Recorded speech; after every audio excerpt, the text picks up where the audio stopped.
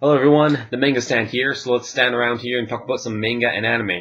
So first of all, I'm going to talk about the latest Toriko chapter 373.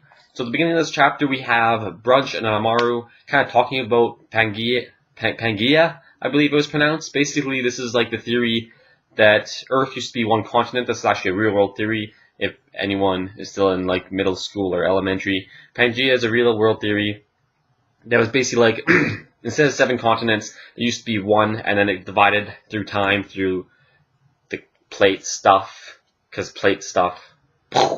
Apparently in the Toriko universe, the same kind of deal happened. So it's split into 7, just like ours, and it just so happens that in each one of these 7 places, one of Acacia's full-course meals was there, and Pangaea is named after all those full-course meals, like pear, pea, air, A, and so on. So that was a little extra bit of information that I really enjoyed, because Toriko uses more science than some other manga series, which always makes me more connected to it sometimes. Like, it has numbers, it always has calculations, which I always really like and I really enjoy to hear, because it makes it more physical and makes it more of a real world sometimes. It's always nice to have the authors put in the extra detail when they spell out numbers, so you know.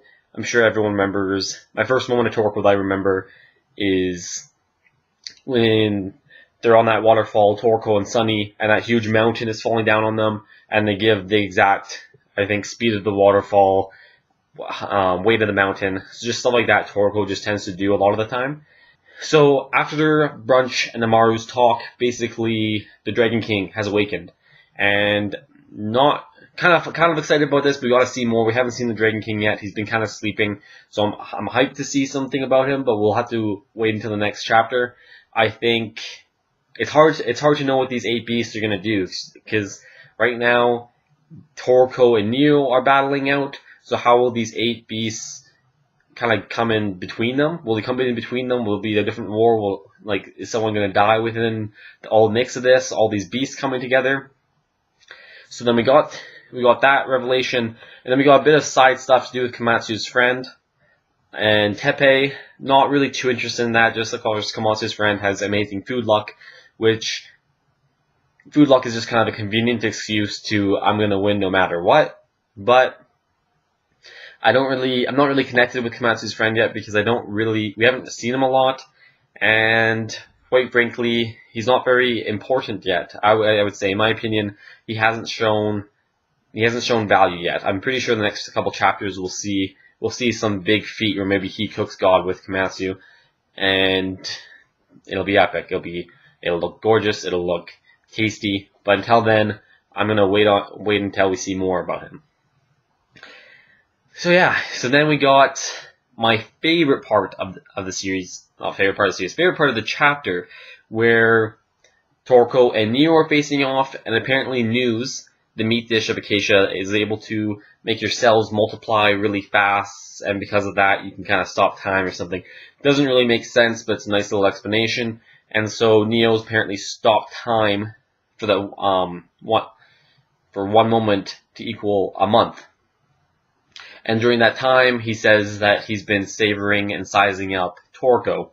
But then Toriko goes around, he's like, no, I've been the one sizing you. Takes a big chunk out of him, like, eats them, and then Toriko makes this famous revelation and decides that Neo is now going to be his full-course meat dish. And I was like, oh!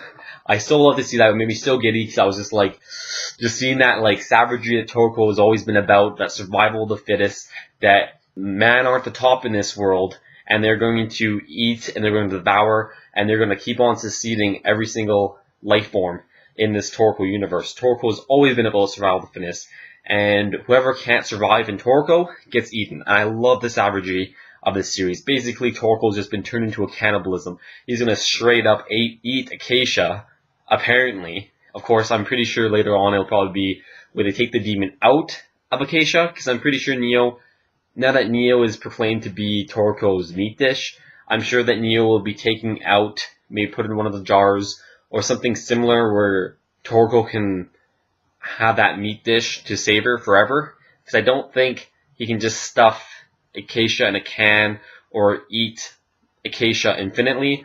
but I think he could eat Neo infinitely, because I don't think Neo can really die in the same way that other beings can die.